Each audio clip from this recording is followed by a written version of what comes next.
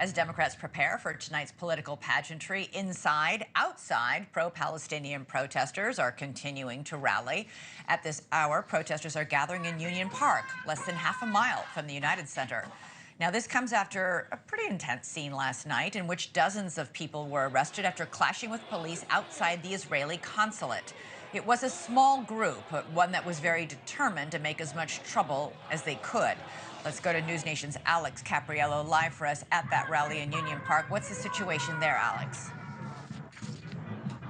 Well, I can tell you this is a lot bigger than what we thought it was going to be. Somewhere between 400 to 500 protesters here at Union Park. Remember that we're only about half a mile away from the United Center, so very, very close to where the DNC is happening. This demonstration itself was only approved by the city of Chicago within the 11th hour, but here they are. They've got their speaker systems, they got their stage, and they're able to rally right here. Now, the big question is, will this remain peaceful, and will they actually march toward the DNC?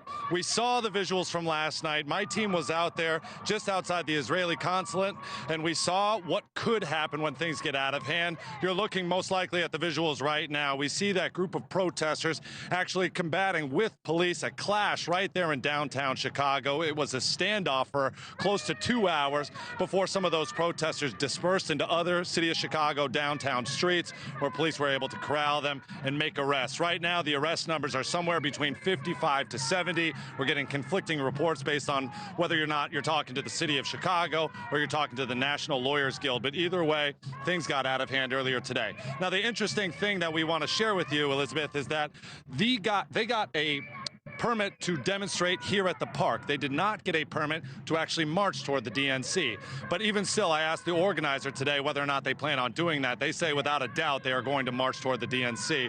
And we know that at 4:30, that's where a pro-Israel demonstration is happening.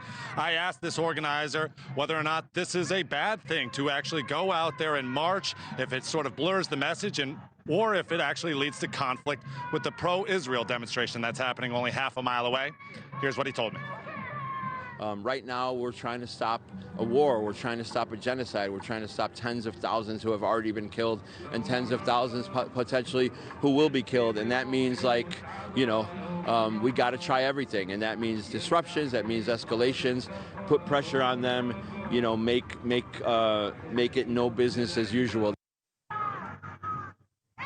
And some more information about the arrest that happened last night. We know, again, somewhere between 55 to 70 arrests. About 22 of them gave their address to the police. They were from out of town. About 14 of them refused to give an address whatsoever. But the superintendent of the Chicago Police Department said the majority of those people arrested were from out of state. People from the West Coast that actually came here to Chicago. We're unclear whether or not that means outside agitators or not. But either way, a lot of the people that are causing a lot of these disruptions are not from right here in Chicago.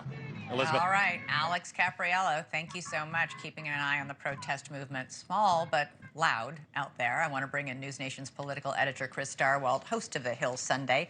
Great to have you. Good to be with you this week. This is fun. This is fun. And listen, we were talking last night about this because it got a little hairy for our correspondent, Nancy Liu, who was caught in a scrum of these protesters who are vocal and loud, but very small. And to put things into context, these protesters had wanted to stage something very similar to what happened in 1968 when there were 15,000 protesters. Yes. We're talking, there were a couple hundred protesters. The Washington Post's Dana Milbank wrote today, these are the usual suspects, the sort of far-left groups that have been protesting at Democratic conventions for years over an ever-shifting list of grievances.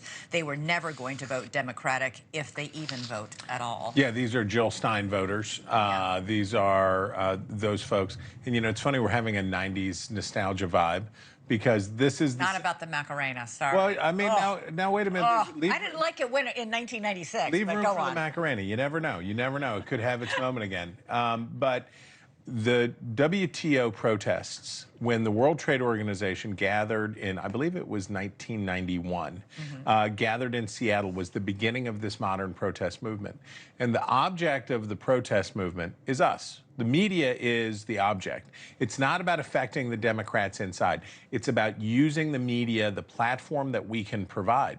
And it's always sad when you look and see when the number of reporters outnumber the protesters. Police and reporters outnumber the protesters last night. And that's what they want. Thanks so much for watching. Go to joinnn.com to find NewsNation on your television provider.